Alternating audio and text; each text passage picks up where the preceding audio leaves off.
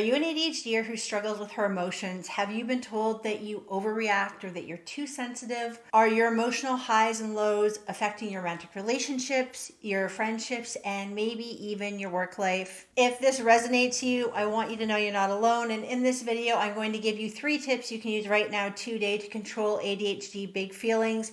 And these big feelings are more formally known as emotional dysregulation. And if you are a woman who is late diagnosed with ADHD and you struggle with your emotions, rumination, rejection sensitivity, or your self-esteem, I want to let you know that I know how hard this can be because I have ADHD too.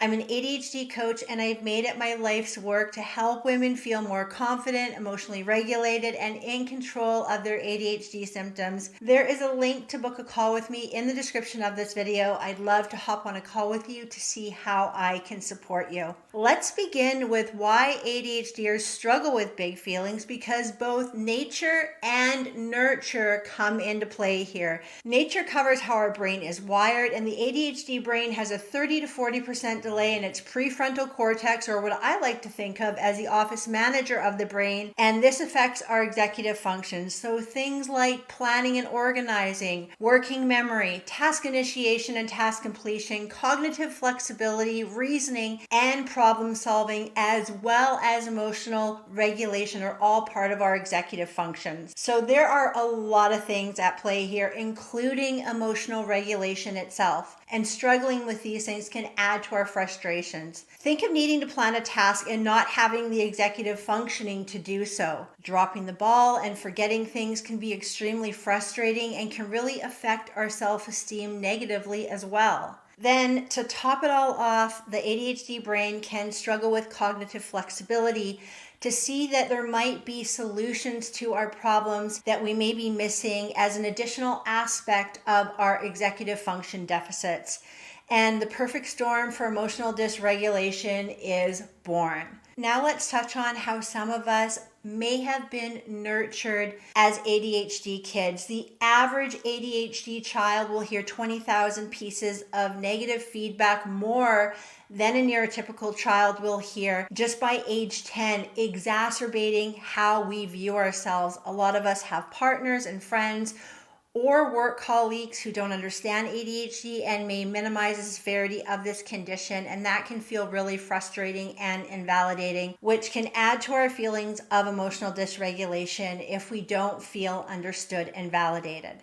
So now that you have a better understanding of emotional dysregulation, what can we do to control big feelings before they have the opportunity to spiral out of control? The number one thing you can do is notice where in your body you physically feel angst, because your body will absolutely give you this information, and you can begin to notice this on a conscious level and use it as an indicator that you're starting to get upset. Personally, when I start feeling stressed or upset, I feel it in my throat because it starts to almost tighten. Some might have their breathing change, start feeling hot, or purse one's lips together, or may feel right in the gut. Knowing where upset physically manifests in your body is your own personal warning sign that the potential of you becoming dysregulated is right around the corner. Now, this takes practice, and you might not have the ability to catch where angst in your body arrives if a situation is too upsetting. So give yourself the grace, because in the beginning, it may be a little bit harder to figure out. But if you can, test it on mild annoyances and then document them. Then those mild annoyances are great intel for you to get more in tune with your body when things start going awry. And if you'd like support in managing your ADHD, big feelings, RSD, low self-esteem, or overwhelm, let's get on a call to see how I can support you. The link to book a call with me is in the description of this video. Tip number 2. If you can remove yourself from whatever it is that's triggering you, then that is the easiest way to not becoming emotionally dysregulated in the first place. Because becoming emotionally dysregulated in the wrong setting can be followed by embarrassment if you stick around too long. If you cannot remove yourself, consciously tell yourself that you're going to give whatever the trigger is 24 hours before you react. In my program, we call this the power of the pause, and that is just a conscious way to interrupt impulsivity. Here's the way I see it. If something is still worth bringing up 24 hours after the fact, at least you've had time to cool down and to carefully think about how you want to approach a situation, because you won't be acting on pure raw emotion. This won't always be possible though, because it does take practice, and that's why it's so important to know where upset shows up in your body so that you have that warning sign to act as a buffer. Tip number 3 is to focus your attention elsewhere. Get outside, go for a walk. I angry clean when I'm upset. Do anything to get your mind off of what has triggered you in the first place. Put on a funny comedy, play your favorite song. Just change what you're focusing on, because the last thing you want to do is get caught in a rumination spiral or to be reactive when you're upset and then regret the things that you've said or the actions you've taken. Now let's recap the 3 steps to take to avoid emotional dysregulation and embarrassment that follows it. First, get in tune with your body so you can catch the onset of emotional dysregulation before it's too late. Number 2, get away from what is triggering you and use the power of the pause till you are regulated again.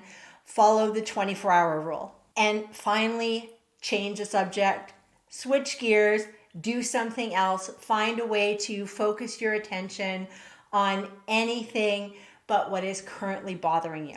Let me know in the comments what tactics you're currently using so that you don't become emotionally dysregulated and embarrass yourself in public or have to apologize later. And are you going to use the 3 tips that I suggested today? Again, if you are looking for someone to support you with emotional dysregulation, low self-esteem, RSD, or any of the other isms that go with having ADHD, I'm an ADHD coach. I work exclusively with late diagnosed ADHD women, and I'd love to get on a call with you to see how I can support you.